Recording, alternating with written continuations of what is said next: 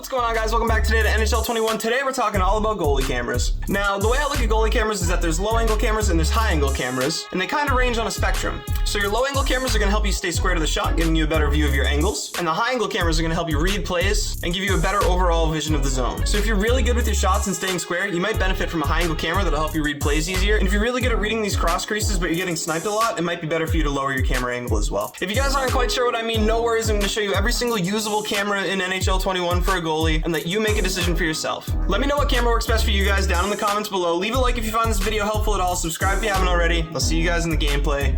Peace.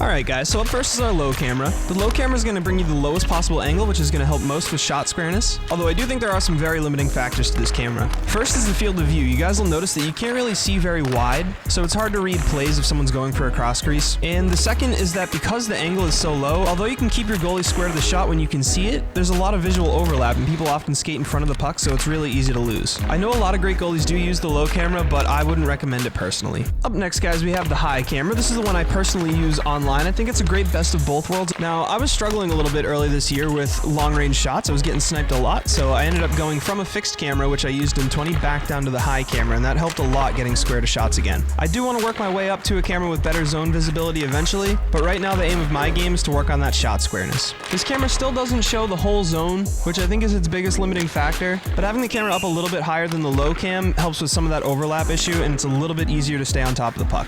Next is our action camera, guys. You're going to notice with the action camera that the camera actually stays square to the goalie and the net and the rink are what move around. Now, I think this is a really unique feature and I like it a lot, and I could really see myself getting used to this camera, except for one glaring issue.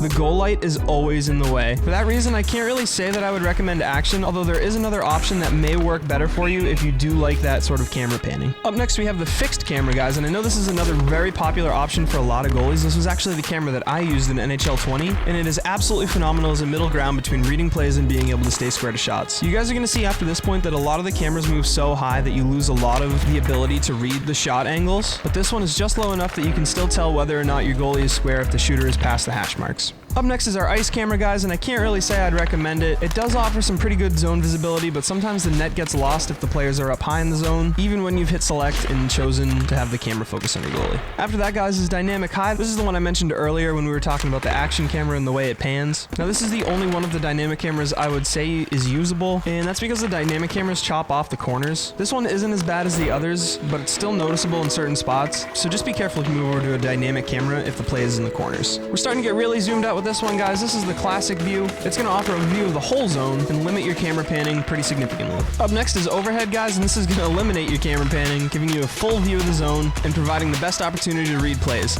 I personally find that at this point, it's a little too zoomed out for me to even be effective, but those of you guys with big screens might be able to hang pretty well. Last but not least, guys, we have zone, which is even a little bit more zoomed out than overhead, but it is a little lower, so you get a little bit more of the benefit of the high camera, where you'll be able to read angles and shot squareness.